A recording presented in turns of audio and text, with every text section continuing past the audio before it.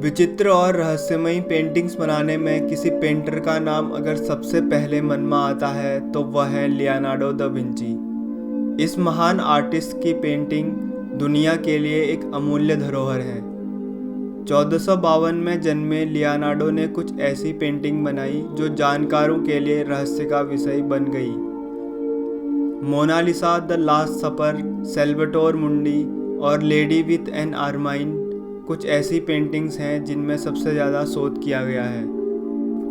Mona Lisa के बाद अगर कोई पेंटिंग सबसे ज़्यादा मशहूर है तो वह है द लास्ट सपर।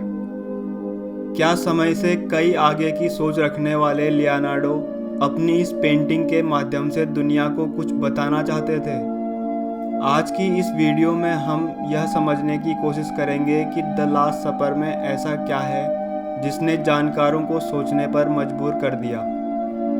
पेंटिंग्स में रुचि रखने वाला कोई ऐसा जानकार नहीं है जिसने इस पेंटिंग पर रिसर्च ना की हो। यहाँ तक कि सिर्फ पेंटिंग्स के शौकीन ही नहीं बल्कि खगोल वैज्ञानिकों के लिए भी यह एक रहस्यमयी पेंटिंग है।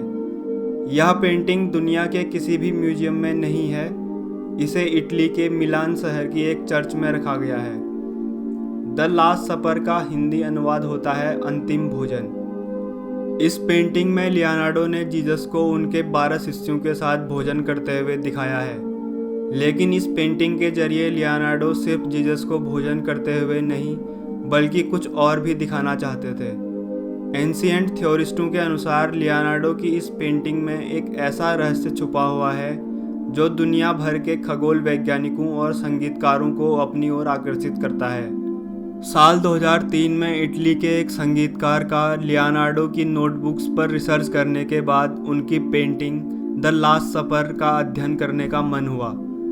आखिर इस पेंटिंग में ऐसा क्या था जिसने एक संगीतकार को कला की तरफ आकर्षित कर दिया? यह संगीतकार कोई और नहीं बल्कि इटली के महान विद्वान जियोवानी मारिया पाला हैं। जियोवानी ने बताया कि उन्होंने इस पेंटिंग की जांच पड़ताल इसलिए शुरू की क्योंकि उन्हें लगा कि लियोनार्डो ने इसमें कोई म्यूजिकल संदेश छुपाया है। लियोनार्डो अपने समय के एक कामयाब संगीतकार भी थे। वह ऑर्गन नामक यंत्र बजाया करते थे और उन्होंने जहां इस पेंटिंग को बनाया उस कमरे में भी एक ऑर्गन रखा हुआ था। जियोवानी के अनुसार इस तस्वीर के टेबल में जो कपड़ा बिछा हुआ है वह कोई आम कपड़ा नहीं है बल्कि इसमें किसी वाद्य यंत्र की तरह हॉरिजॉन्टल और वर्टिकल लाइंस बनाई गई हैं। उन्होंने बताया कि इन लाइंस को देखने के बाद सबसे पहले मेरे मन में यह ख्याल आया कि यह एक म्यूजिकल सीट है।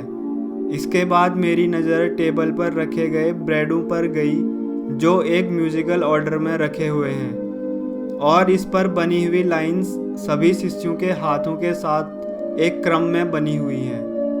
लियोनार्डो दाएं से बाएं की तरफ लिखते थे, इसलिए मैंने जब ब्रेड, शिष्यों के हाथ और लाइंस को आपस में मिलाकर दाएं से बाएं की तरफ बजाना शुरू किया तो इससे एक ऐसा म्यूजिक निकला जिसने मुझे हैरान कर दिया। इस म्यूजिक में कई तरह के वाइब्रेशंस हैं जो कि सुनने वाले को अपनी ओर आकर्षित कर लेते हैं। मैंने यह म्यूजिक तो बना लिया लेकिन मैं अभी तक नहीं समझ पाया हूँ कि इसका क्या मतलब है।